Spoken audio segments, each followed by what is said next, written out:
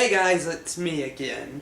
I know it's been a while, but I've finally got another review for you. Alright, now, book I'm reviewing this time is Simon Bloom the Gravity Keeper by Michael Reisman. Okay, let's get a little background on this book. So it deals with this kid named Simon Bloom from Lawnville, New Jersey, which is apparently a fictional town. And, so he's imaginative, he spends his day with his heads in the cloud, and so that all happens. But then one day, he and his friend Owen go to Dunkahook Woods, I just love that name, and while they're there, a book falls into their hands, well, technically onto Simon's head, entitled The Teacher's Edition of Physics. And it's this book that not only perfectly explains the laws of physics, but it gives you the power to manipulate them as well. So soon Simon and Owen and their other friend Alicia get the power to control gravity, or they can jump really high, or friction, so they can skate across any surface, or velocity, so they can either stop objects from moving, or then make them move super fast, and so they've got all these really cool new superpowers.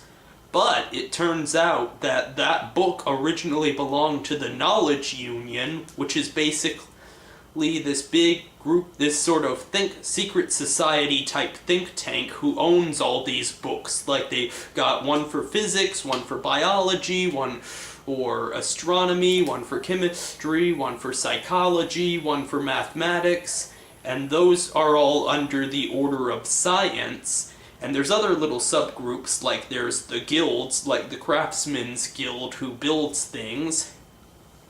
And apparently they've been around as long as humans have been around, though there is some speculation they may have existed before that with, like, dolphins or something.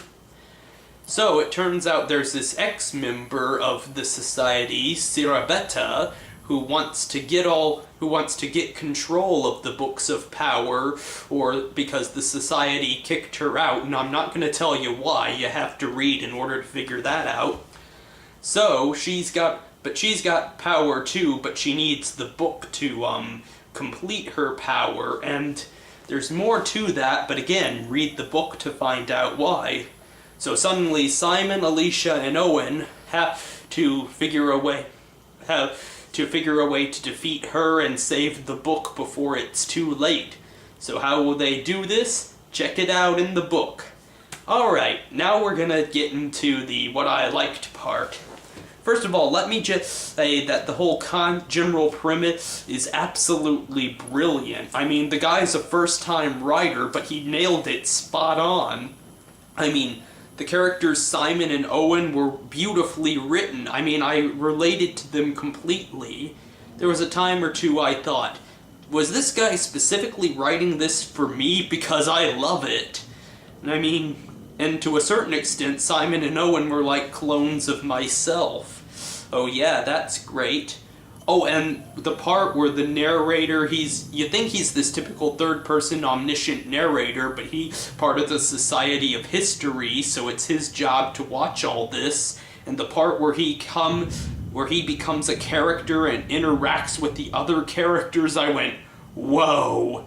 I mean, that was amazing. So, yeah, it's looking like it's gonna be great for the sequels, and there's a sequel out called The Octopus Effect now, which I will get around to reading to, and later this year there's another one called The Order of Chaos, which looks pretty cool.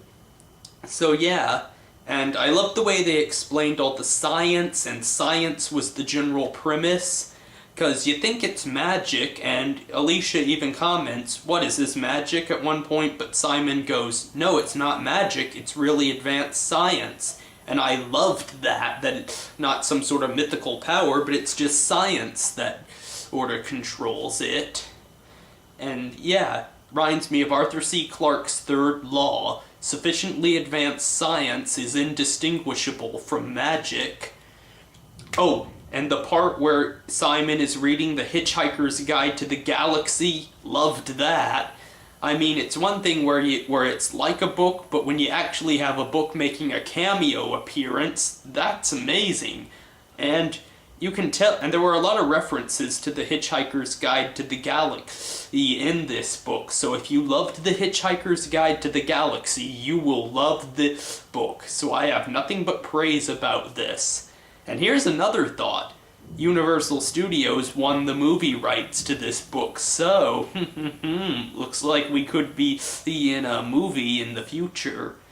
Well, hopefully they'll get it right and not screw it up like Percy Jackson and the Olympians, but that was a different film studio, different story. You want to see that video, look it up. I already did a review on that. Okay, so books I'm reading right now. A few months ago in English class, I read The Great Gatsby, and it was actually pretty good. I think I might do a good review on that. Great Gatsby by F. Scott Fitzgerald. And book I'm reading right now, The Red Pyramid, book 1 of the Kane Chronicles by Rick Riordan, guy who wrote Percy Jackson and the Olympians. At first I wasn't sure if I was gonna like it, because the way they explain stuff, I thought, Rick, where are you going with this? But now I'm really getting into it. I think I'll do a review on that, so expect a review on that. And, yeah, so have a nice day, and I'll see you in it later.